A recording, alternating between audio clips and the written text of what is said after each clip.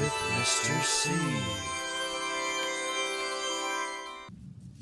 Hello, this is Mr. C. I'm back again from San Antonio, Texas. We're learning English in the newcomers class, and we are starting lesson 3 today. Now you remember in lesson 2 we talked about nouns, pronouns, and articles, how to create the subject of a sentence. Today we're going to learn how to create the predicate that goes with the subject. That is called verb. We use verbs inside the predicate. Also in lesson 2 we talked about plurals, which is more than one. We clarify the difference between singular and plural. The endings are sometimes confusing to remember, so we're going to go more and more into plurals with every lesson. There are so many verbs, we're going to cover a special group, the most important group first. That is the verb to be. There are 5. Am, is, are, was, were. We're going to start talking about past tense now. Things that happened yesterday, not today, yesterday. There's a difference in the way that the words are spelled and pronounced. Present tense, past tense, starting with verb to be. So after we understand am, is, are, was, were, we're going to start doing adjective. That's another part of speech. Adjectives describe people, persons, things. We're going to begin with the kinds of adjectives first that talk about people, how we feel, what's going on in our head, in our body. How do you feel? Those are the first adjectives we'll cover because there are so many adjectives, so many. Next, we're going to go into adverbs. Adverbs describe adjectives or verbs, and they're confusing because they can be different parts of speech sometimes. So adverbs are going to be the next part of speech that we're going to talk about before we begin to make our first sentences. 3-word sentences, 4-word sentences, such as the boy is happy, 4 words, or just I am happy. 3 words. Short sentences, very simple, and then we're going to expand and branch out. So, are you ready? Lesson 3, let's do it. In my class, I tell my students that English is a stairway. At first we say, I don't know. Then, I think I get it. Later, it's easy now. I understand. English. Hey, I know English. Here's a representation here. So we start from the bottom. In our lesson 1 we did the alphabet, and we moved on to small words in that same lesson. In lesson 2 we did nouns and pronouns. In lesson 3 we're going to do verbs to be. We're going to see our sentences getting bigger and bigger and bigger. We're going to learn adjectives in this lesson, also adverbs. Okay, so you may remember what I told you about nouns. When we first started to study nouns, there are so many to learn, so many, and we break them into groups. So the same is also true for verbs. There are just as many verbs as there are nouns. Let's take a look at just a few different kinds of verbs that we're going to need to learn. Ready? So here on the wall, you got a lot of our important verb groups. We have comprehension verbs, at the store, gym verbs. That's when we work out, go to the gym. You can see, if you look up close, you can see past tense. The little ones are past tense. This other stuff is languages of my students from different languages around the world. Here, speech verbs. This is a major poster that we use in our lessons in class. Over here, we have what I call hot verbs. They're hot because we use them every day in the English language. Look, the smaller ones are the past tense. This is irregular. See, take is not taken, it's took. We'll look at more irregular verbs later. Schoolwork verbs. Those are things we do in the classroom with our textbooks. And then verbs at my desk. Now later we're going to learn helping verbs, auxiliary verbs or helping verbs. Much more complicated. We'll study those in a later lesson. So the most important verb group that we start with is verbs to be. There are 5. Am, is, are, was, were. Let's take a look.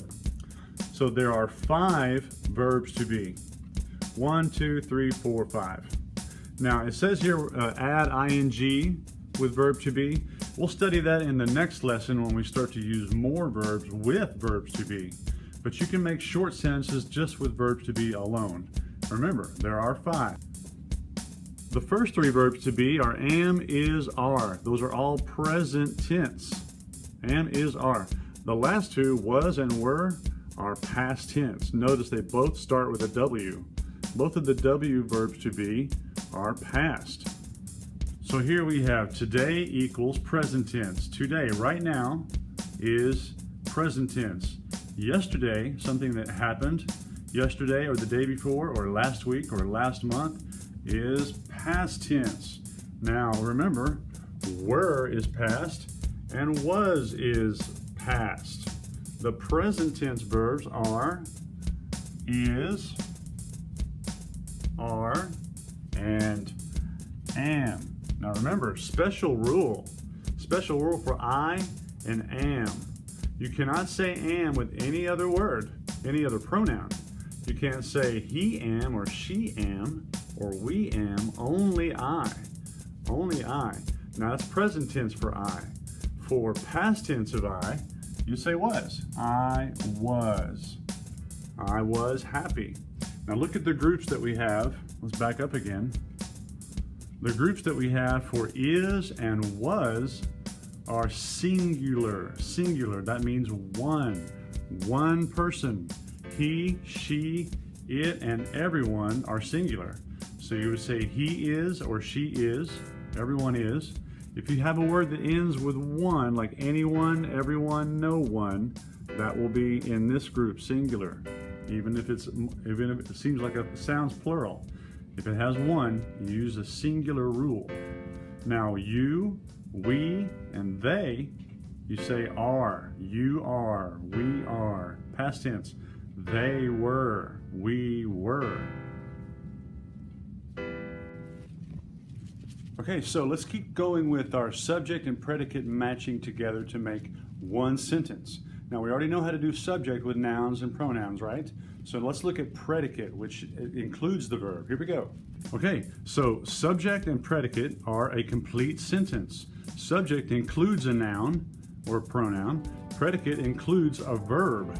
And together they make a complete sentence. The boy is walking home. The boy is the subject.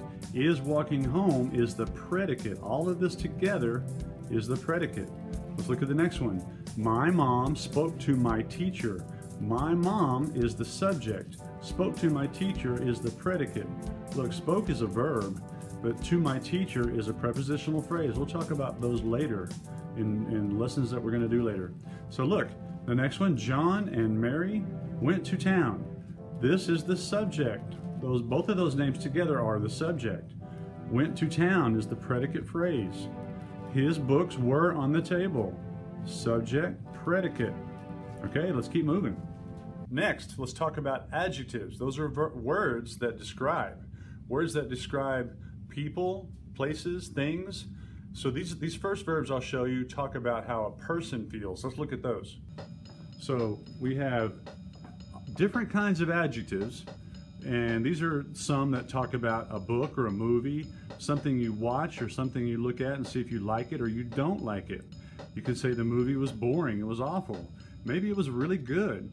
A book, if you read it, it's a long book. Maybe the movie was long or slow. So a job, you have to do something. It's a task, it's a work. You could say it's hard or easy. These are opposites. It's tiring, confusing, rewarding. And also, if you talk about a thing or an object, maybe an animal, you'd say sharp, flat, full. These are words to describe something that's not a person. So, we're not going to talk about these kinds of adjectives in lesson 3. We are going to talk about how do you feel adjectives. First of all, let's go back and look at pronouns, subjective pronouns. Subjective pronouns are the first pronouns in a phrase, subjective. Now, if we put subjective pronoun with verb to be and then an adjective, look at all the adjectives we can learn to make a 3-word sentence. So remember, subjective pronoun, verb to be, adjective makes a sentence. Let's try one. Okay, so let's start our first sentences now. We have first word, second word, third word. I am sick. You are sure. They were tired. You are good. I I was sleepy today, yesterday. She is happy. Let's take a look at adverbs. First of all, here is our poster in the classroom that talks about adverbs. We have different kinds of adverbs. Adverbs for people, adverbs for time, adverbs for quantity, how much, also adverbs for location. Different kinds of adverbs that describe either verbs or adjectives. There's so many, they're very confusing. Let's just keep it simple with some of these basic ones first. So you can say here, there, today, near or nearly, always, very, almost, so. Let's use these in short sentences then. I was here yesterday. Pronoun, verb to be, adverb, adverb. Two adverbs in this sentence. In this sentence, only one adverb and one adjective. She is very nice. There's the adverb right there. It talks about nice. We are almost there. You have two adverbs in this sentence. Verb to be, we, pronoun. We are almost there. Adverbs. We're going to always add more adverbs to our vocabulary. Okay, did you understand most of what we talked about here in lesson 3?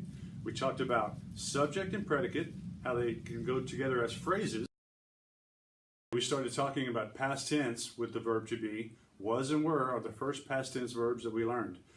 We looked at different kinds of adjectives, but the main ones that we talked about were adjectives that talk about how people feel. We're always going to be learning more and more adjectives as we go along, but we began with the first group, which is very large. Also, we talked about adverbs. Adverbs describe adjectives and verbs. They're very confusing because sometimes they can be prepositions or other parts of speech, but also adverbs. It depends on the way they're used. We started with 3-word sentences and 4-word sentences, and now we're ready to move on to longer, bigger sentences.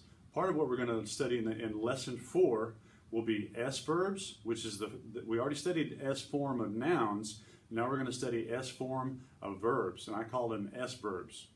Also, we're going to start using ing with verbs that come after the verb to be. We're also going to learn conjunctions. Conjunctions are and, but, because. They help us connect phrases together to make longer sentences. And we're going to learn prepositions, which tell location of where the action is happening. In the school, at my house. Okay, that's lesson 3. We're starting to move up. We're starting to move into bigger and wider territories of the English language. So let's move on to lesson 4 and find out more. You ready? English with Mr. C.